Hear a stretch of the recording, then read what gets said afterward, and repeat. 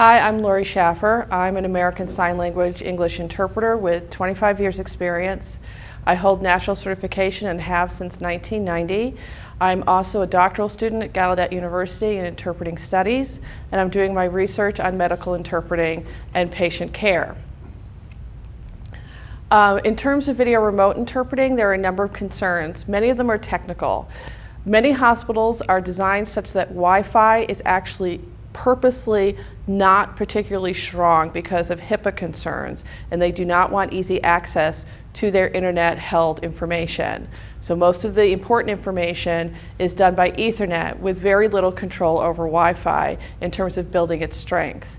This is detrimental to VRI services. This is not just about seeing the picture, but being able to see someone who is communicating in a three-dimensional visual language.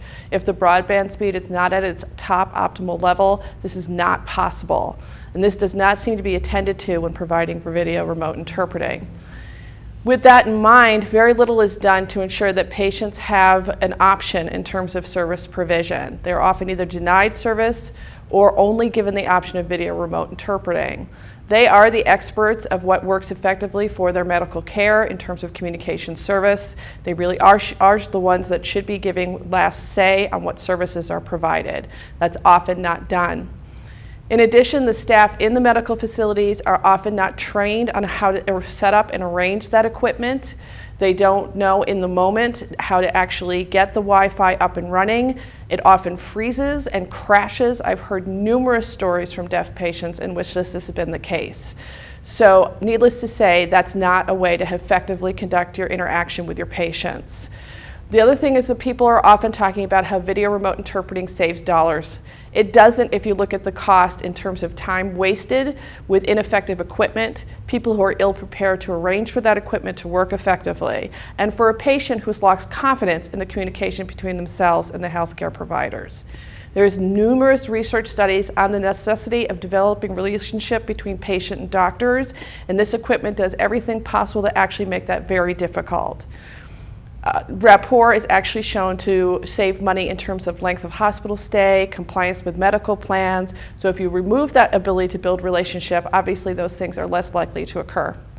So that's going to cost you money. People are going to come back to the hospital, they're going to be sick, they're not going to follow their medical plans, and they're not going to get well. So I think people need to re-examine the economic feasibility of video remote interpreting. Hi, my name is Mike Earnest. I'm a sign language interpreter in Western Virginia. I interpret in hospitals and doctors' offices on a regular basis. I hear the stories that deaf people tell about their bad experiences with VRI. My experience is that many of the complaints come from older deaf people. Sometimes they have visual problems. Sometimes they have temporary or permanent cognitive or emotional problems that interfere with the use of a tablet. Younger deaf people seem to be more accepting. They've grown up in the technology generation. They use their iPhones, they use their tablets. And for them, the use of a video interpreter on a large or small screen doesn't seem such a problem. But anyone over 50 years of age seems to be that group that does not wish to use VRI. Sometimes it's a personal choice. I've had deaf people where a VRI has been used unsuccessfully. I am called and I come and they say, thank goodness, a real interpreter. So the older deaf people seem to make a differentiation between what is a real interpreter and what is a mechanical interpreter, and they prefer a real interpreter. Again, oftentimes they have medically related problems. They may have difficulty in the movement of their arms, and so they're not able to sign to the video relay interpreter. Sometimes the video relay connection is so poor that screen freezes, disconnects are simply a problem for the deaf person and for the medical staff. I suggest that when a deaf person makes an appointment in advance, the doctor's office or hospital department asks them what they prefer. Would you like an on-site interpreter, or would you like to have a video relay interpreter? Some will opt for either or.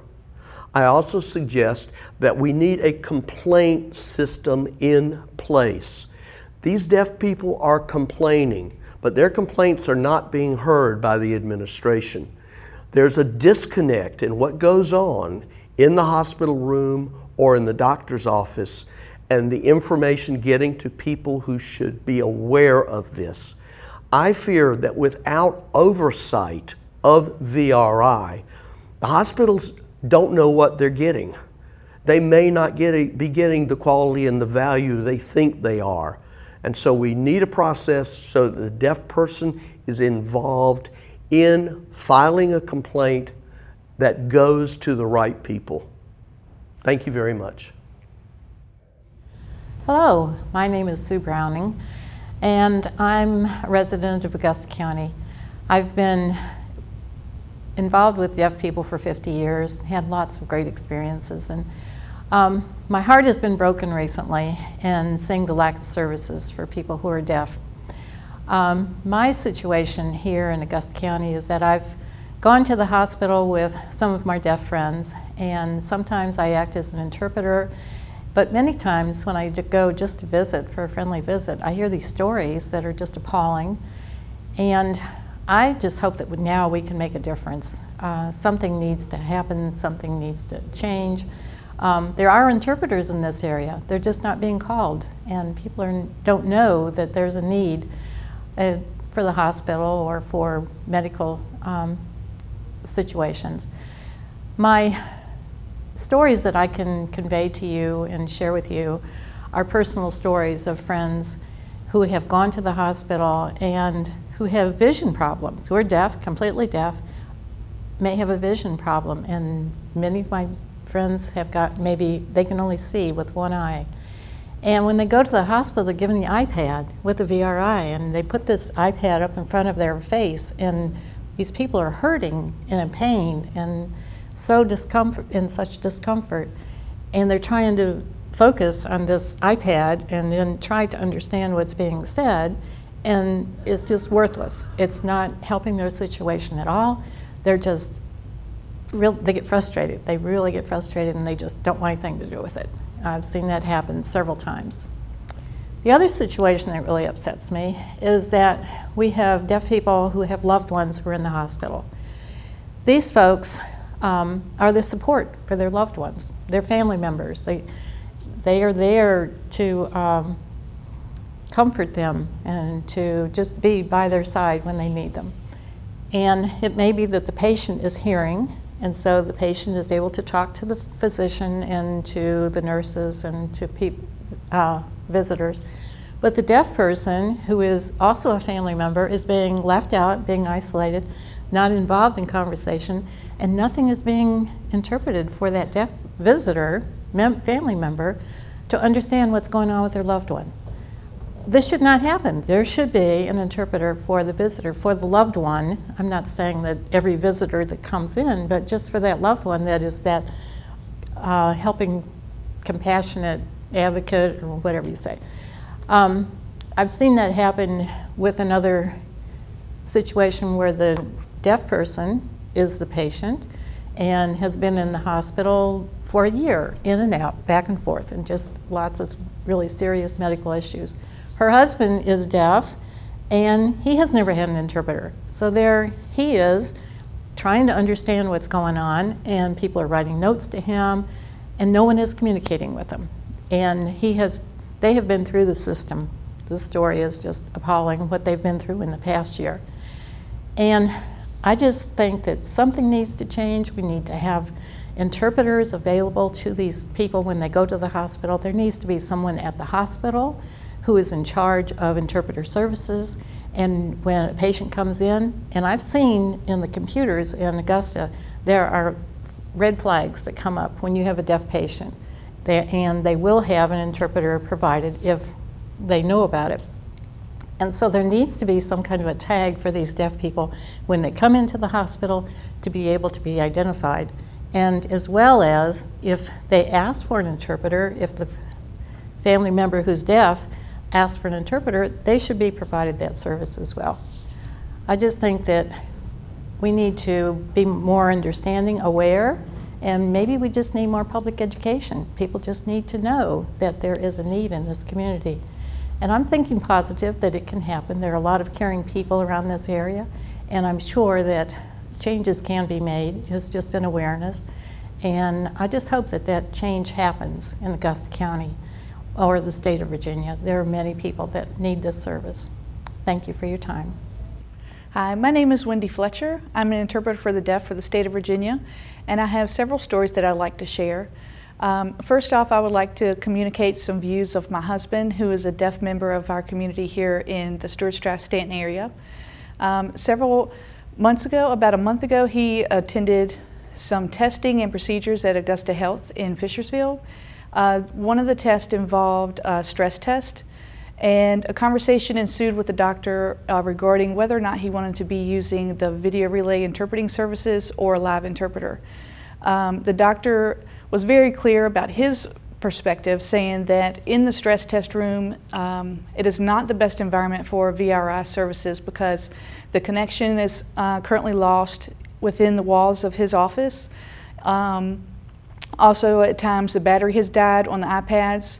And with this type of procedure, the patient needs direct communication with the doctor throughout the entire test, and that communication cannot be lost at all during that time. The doctor is constantly checking vitals, checking the blood pressure, checking the pulse, checking with the patient to make sure that they're comfortable, that they have any pain. And if that interpreting communication is lost during that time, there's no way for the patient to communicate those needs to the doctor and vice versa. The doctor had explained that he has requested that he always have a live interpreter for those procedures, and during that time, because I was there as a wife of my husband and not as the interpreter, I was able to explain to him that I felt that same concern in the emergency department at Augusta Health as well. In our experience, we have always been told to use VRI services in the emergency room, but however, it didn't seem to be a choice. It was more mandated, and I'm not sure why that's the case. It seems like if it's the patient's right to choose what form of communication they would prefer to use, whether it's through VRI or through a live interpreter, that choice should be made from the deaf consumer. Another instance is from that same hospital stay. My husband was in for another procedure, and they did use VRI services. They brought him an iPad, connected him with the interpreter. The interpreter introduced herself, and communication was going fine. Then they left his hospital room, took him down several floors into where they were going to do the procedure.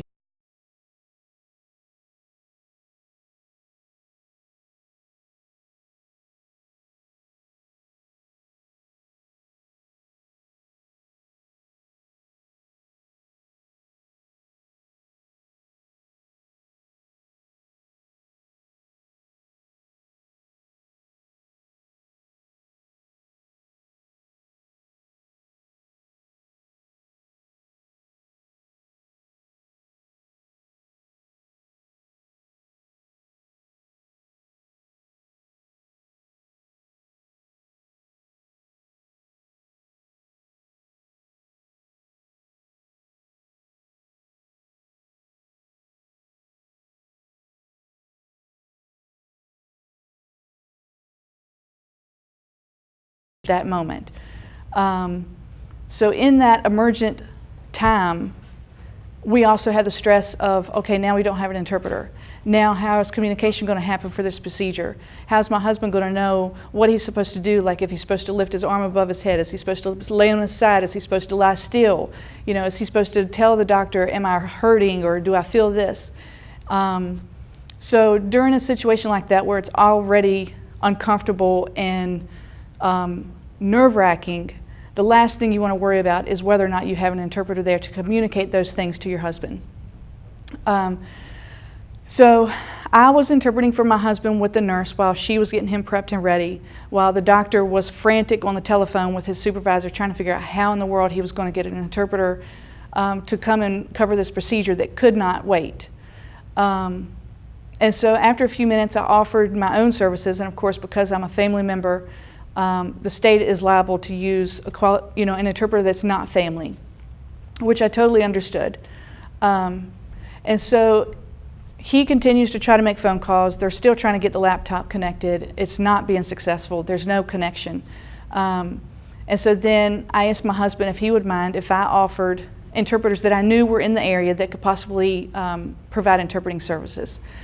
So eventually he did permit me to do that. I informed the doctor that there were interpreters that were local that could possibly do it through FaceTime or some type of avenue that way so that he could have his procedure completed with interpreting services.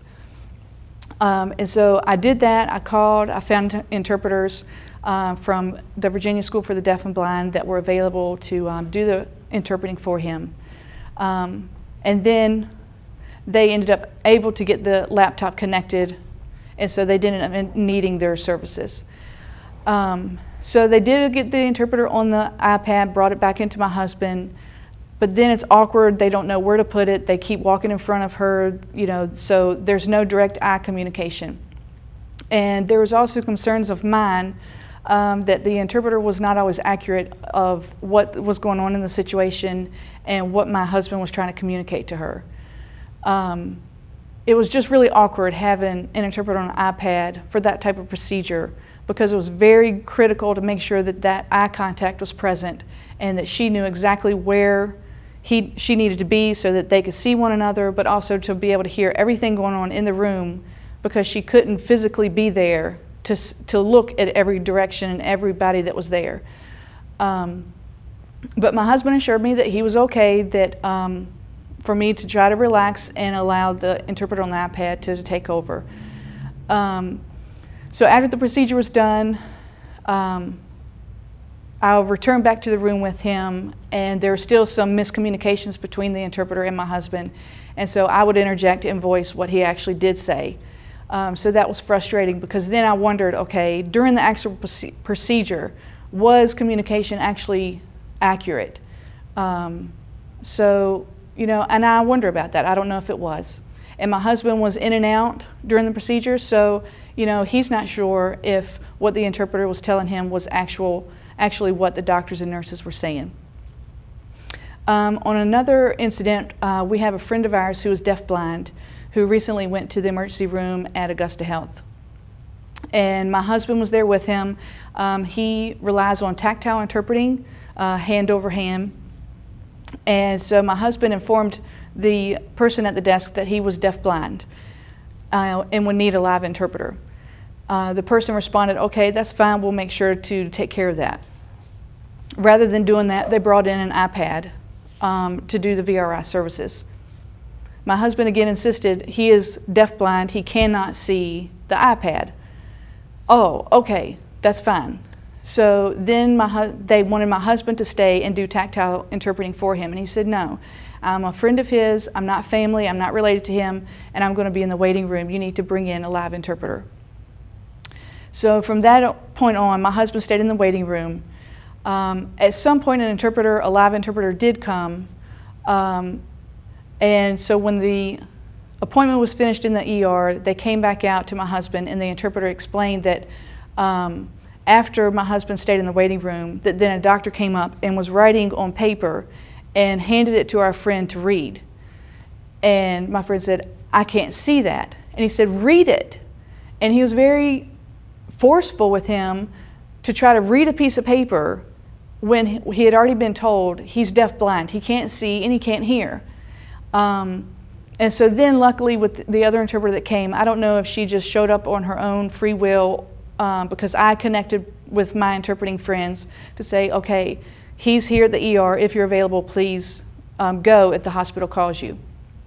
So whether or not they actually contacted her or if she just called them and said, hey, I'm available if you need me to come in. Either way, he finally did get a live interpreter. And as an interpreter myself, the experience that I've had, when the hospital, Augusta Health, has called me, they're usually pretty rude about it when they typically say, well, we have a patient here in the emergency room and they've requested a live interpreter. And they use that attitude about it when they're saying it. And I'm thinking, well, that's a good thing, because that's their right as a deaf patient. They can request a live interpreter. They don't have to follow the VRI iPad interpreter. So from my experience as an interpreter, as a wife of a deaf man, and as a friend of a deaf person in our community, our experience at Augusta Health is that the VRI services has always been mandated. There hasn't been a choice. And if the deaf patient did request a live interpreter, they were shunned upon. They were, it caused irritation from the doctors and the nurses, and that's just not how it should be. The deaf person should have a choice. They should be able to decide what type of communication mode they would like. And I appreciate your time, and thank you for listening, and I pray that you will be involved in this and make things easier for the deaf community. Thank you. Hi, my name is Nara Wortman. I'm from Grottoes, Virginia. My experience with VRI, or with the lack of VRI really, was when my mother had chest pains and needed to go to the emergency room. So it was about 7 in the evening, we went to the emergency room. As soon as we told them she had chest pain, we were brought right in.